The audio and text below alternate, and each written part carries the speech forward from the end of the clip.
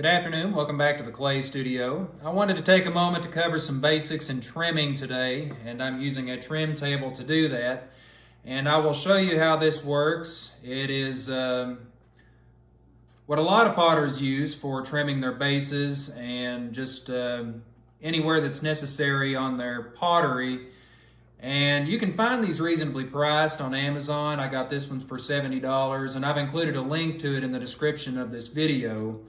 So just keep that in mind while you're committing to working in clay and practicing pottery. This is a great investment for making your work look better in the long run. And it's designed to fit on the wheel head of your pottery wheel. And of course, as the wheel is turning, this is turning too. And that allows you to do any of the necessary trimming that you need to do. So I'm going to show you how this works really quick. I have a piece in front of me that is now in the leather hard stage, which as a review is the stage you want it to be in for doing any kind of hand building, any kind of carving, preferably. Anytime you're attaching handles and that kind of thing, it needs to be in this stage. And for the trimming process, as in this case, that's when it's easier to trim, is when the clay is in this stage. So I'm going to show you how this works. Now I have removed or separated, in other words, this piece from the bat. And we will not need that at this time. And I'm just going to set this down for a moment. And when you get these, you'll notice on the back there are different ways of adjusting the width that it needs to be for sitting on the wheel head. Now this wheel that I'm working from is a 14-inch wheel. So I have adjusted these clamps accordingly, so that it will fit those 14 inches. So there it is in place. You can turn it clockwise, counterclockwise like this. Of course, you have to do some assembling yourself when you buy your own, but it doesn't take long. And I'll show you what it comes with. These can be removed. These are sliders. These are what will help you to center your piece. And if you're working from smaller pieces like bowls and cylinders that aren't very tall, you can get by with just using these. And as you can see,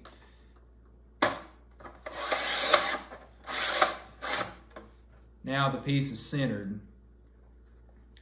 Now I'm going to be mainly showing you how to trim the base of this one. So in order to do that, you have to turn your piece upside down like that. And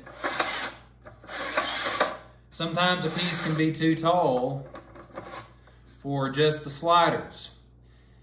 The piece is not going to be stabilized very well. It'll wobble around as the wheel is turning, and you're just risking damaging your piece and it flying off. So to get a better grip on it, or to stabilize it better,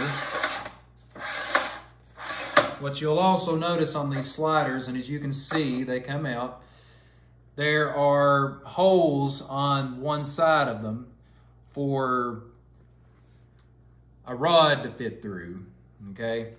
And you'll notice that you'll find these rods in the set that you purchase for your trim table. And these come in different sizes. They can range from 2 inches to 3 inches to 5 inches to 6 inches. So you just use whatever is going to be more suitable to the pot that you're working from, as far as the height of it goes. And that one I was just showing you is a little bit too tall, but I am going to move down to a smaller size.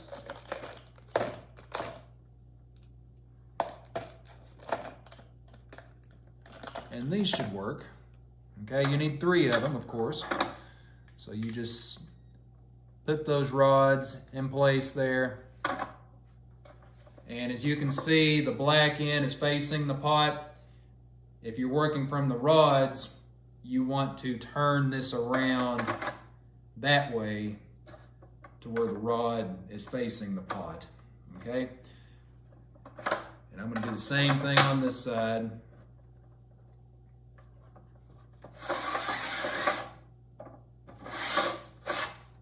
And now it's more stable.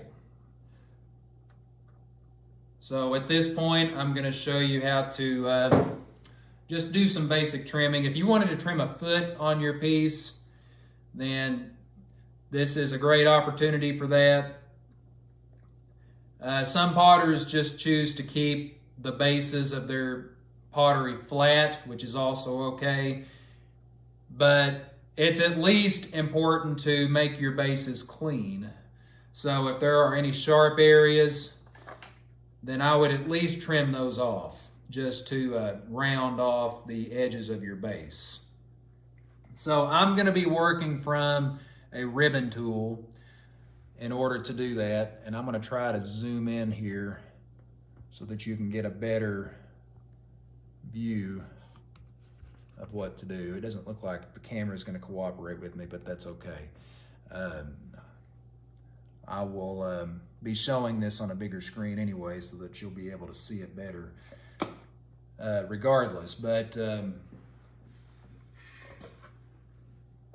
as I have demonstrated before with speed, this does not need to be a quick speed. I would actually encourage more of a slow speed than a fast speed.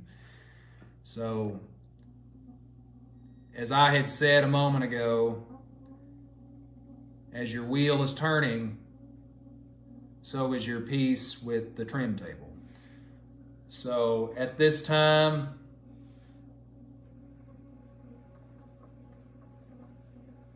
you just use whatever tools that you have to do the trimming.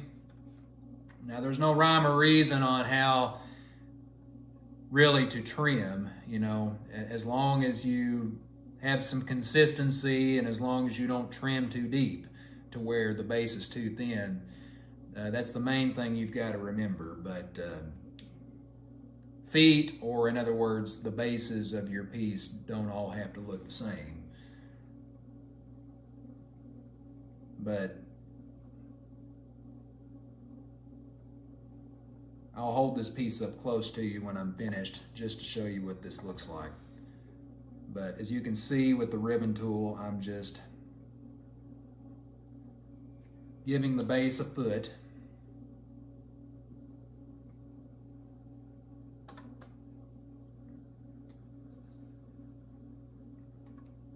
That's about all there is to it.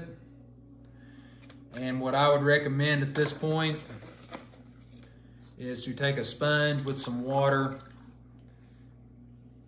and just smooth that up.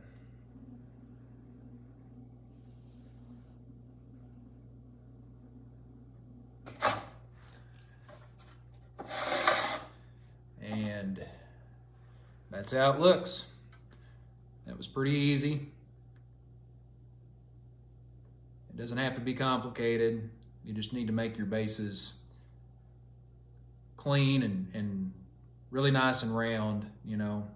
Cleanliness goes a long way with pottery, as I always say.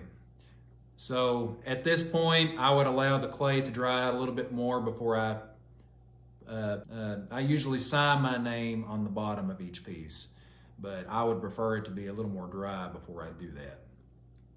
So again, I just wanted to show you how this trim table works, and hope that you'll enjoy it as you experiment with it. Feel free to reach out to me if you have any questions. Again, the link to this table is in the description of the video below, and I will be in touch. Thanks for tuning in.